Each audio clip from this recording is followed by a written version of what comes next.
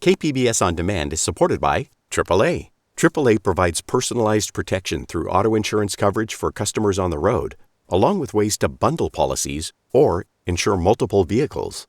For more information about their services, visit AAA.com.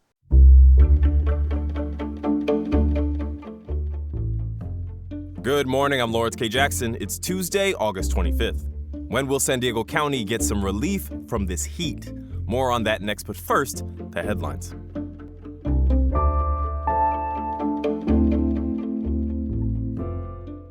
Yesterday's Supreme Court ruling on mail-in ballots could impact how millions of Americans vote in the upcoming general election. The 6-3 decision sides with the Trump administration, allowing it to move forward with a plan to restrict mail-in ballots. However, it still leaves room for more legal challenges to arise. The court's decision only applies to whether states have the legal standing to challenge Trump's order, not on the legality of the order itself. The executive order signed back in March calls for the administration to create lists of eligible voters and for the Postal Service to only deliver ballots to the individuals on the list. California was one of 23 states that sued to block the order. In response to today's Supreme Court ruling, Governor Gavin Newsom says the state intends to sue again and to pass legislation to protect California voters' rights. Following a La Jolla resident's guilty plea on charges of violating the Marine Mammal Protection Act, La Jolla Village News is asking whether La Jolla Cove should close to protect sea lions. Sea lions are federally protected, but local park rangers still have to use megaphones to warn people away from bothering them. The Seal Society of San Diego is calling on the city to protect the mammals, and 28,000 people have signed a Change.org petition calling for the La Jolla Children's Pool Beach to be closed. And according to La Jolla Village News, the California Coastal Commission and the National Oceanic Atmospheric Administration are both talking with the city about ways to protect the sea lions. A formal beach closure is considered by many to be a last resort. 3 more beluga whales arrived at SeaWorld San Diego over the weekend from a closed marine park in Canada. SeaWorld says the 3 male belugas, Xavier, Cypress, and Jasper, were moved together, quote, because of their existing social bond as beluga whales are a highly social species. The trio will now join others from the Canadian park, which could no longer afford to care for them. SeaWorld San Diego has saved 12 belugas so far. It's one of the accredited aquariums around the world, which have saved 22 in total.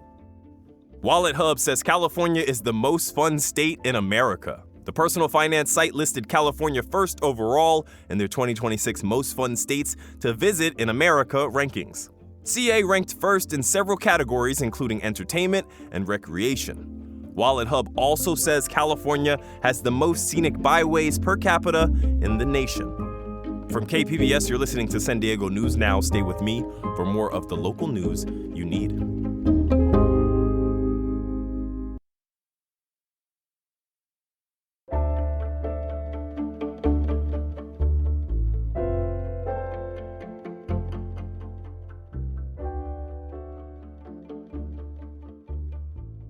It's not cooling down anytime soon. The National Weather Service has issued a heat advisory through Tuesday for inland areas and a heat watch through Friday for all of San Diego County. Along with the high daytime temps, meteorologists expect many parts of the region to break records for how warm it stays overnight. Carlos Gould is an assistant professor of public health at UC San Diego. He says these lingering heat waves can put a lot more people at risk. If you're experiencing heat for the first time because you're living in an area that was all of a sudden getting these heat waves, maybe you're not well prepared. Maybe you haven't realized, maybe we haven't encoded that decision. When it's hot outside, I stay inside. Forecasters say temperatures will be slightly cooler starting Saturday.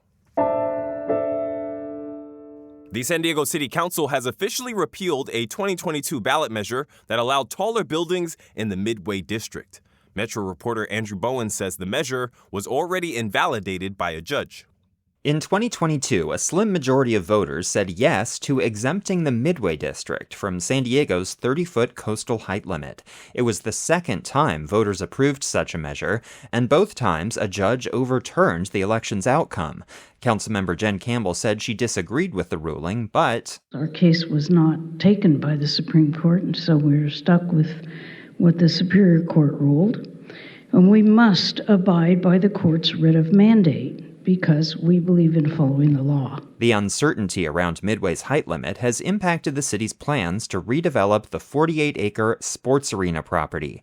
That project may need intervention from state lawmakers to reach final approval. Andrew Bowen, KPBS News.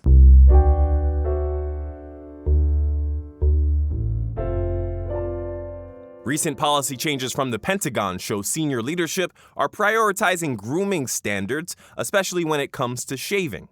Military reporter Andrew Dyer says the new shaving rules disproportionately threaten the careers of black men in uniform. New Pentagon rules are targeting troops with shaving waivers, sometimes called shave profiles. Since the 1980s, most men in uniform have been required to be clean-shaven. That means a close shave every morning.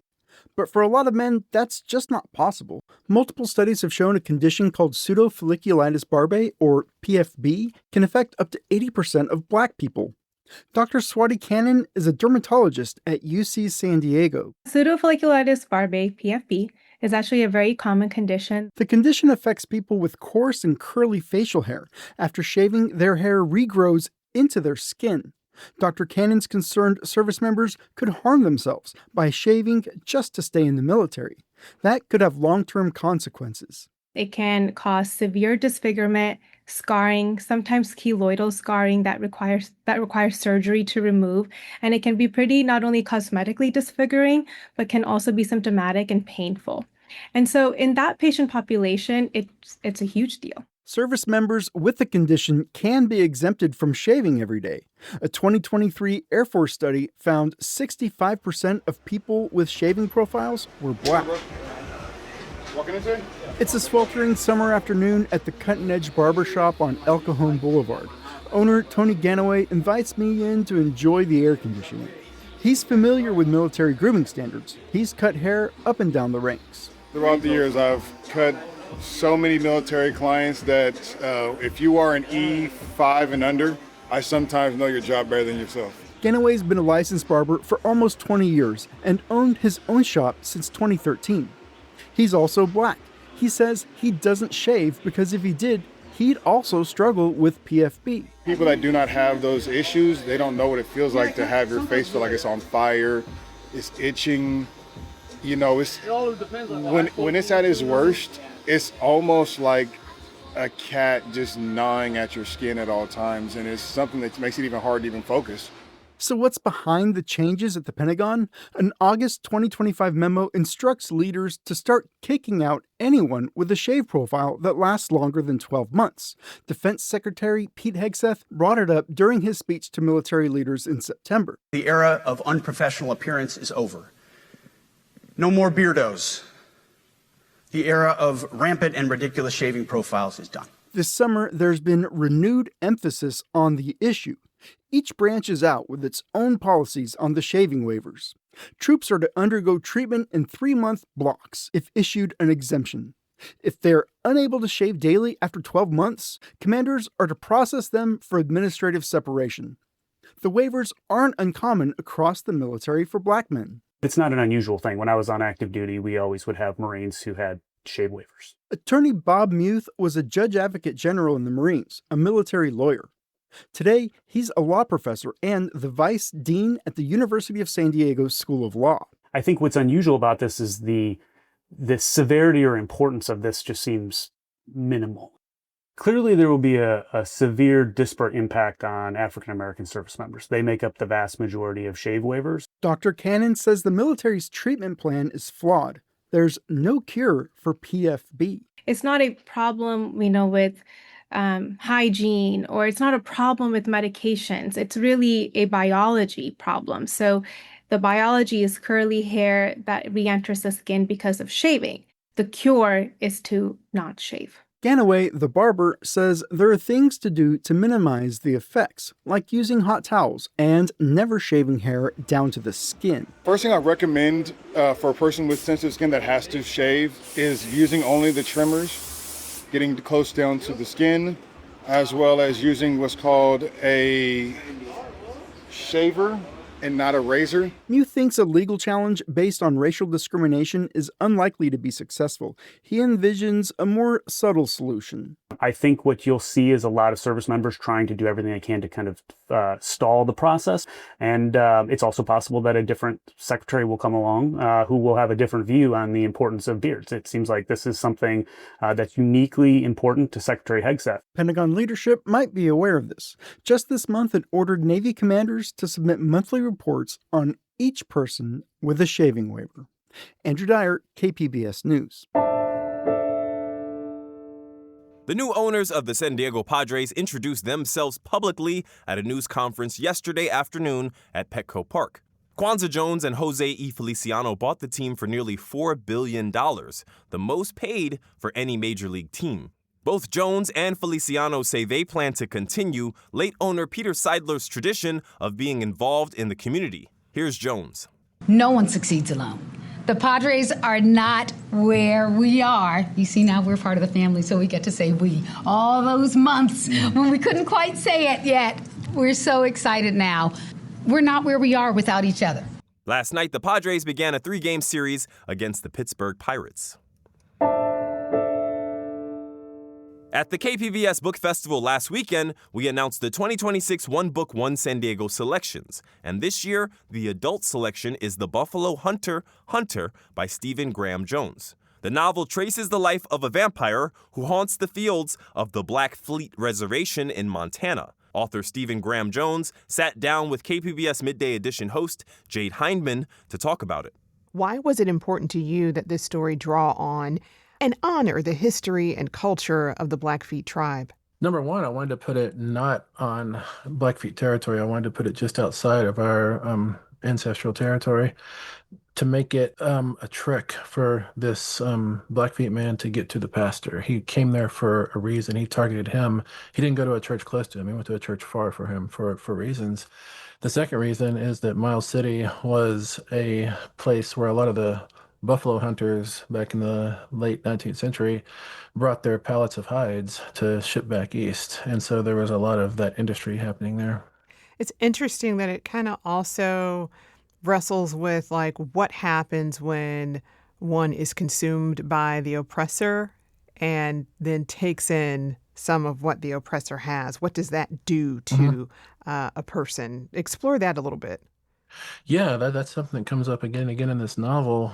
The pastor keeps pressing this Blackfeet man, his name is Goodstab, that he says, you didn't want us to come here, but you like our iron kettles, you like our guns. Like which is, a point. He's got a good point there, I think. And that's kind of at the core of this novel for me.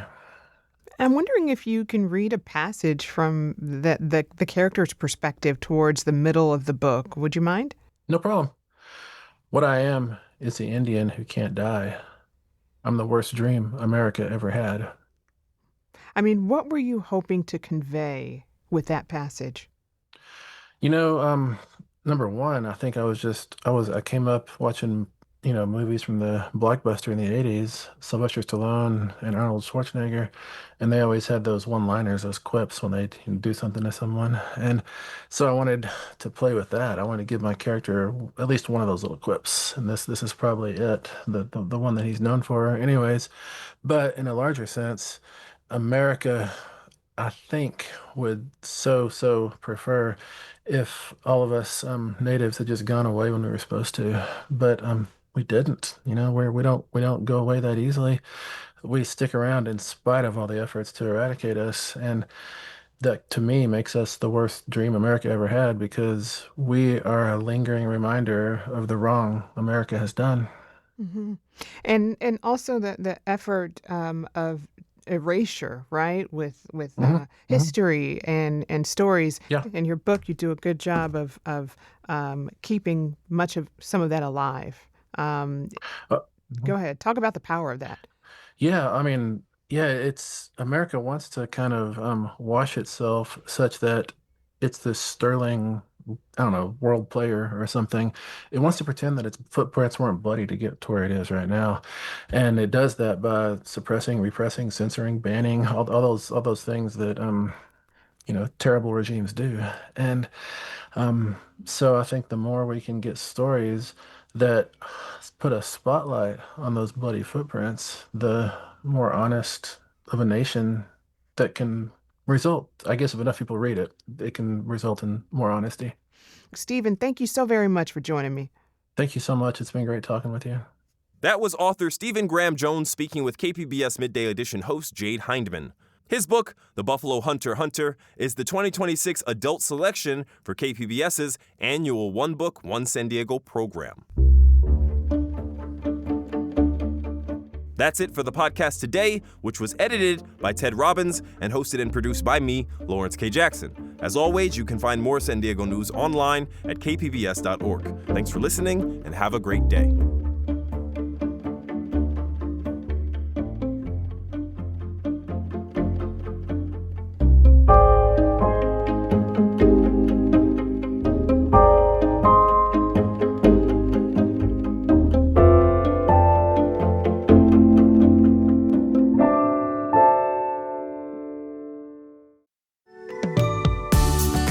One of the things I love about the YMCA is that it's built around community. It's where children discover new passions, adults focus on their health, and neighbors come together through programs that make everyone feel welcome. Whether you're looking for fitness, swimming, camps, childcare, or family activities, there's something for everyone. More connection, more opportunity, more why. To learn more, visit ymcasd.org.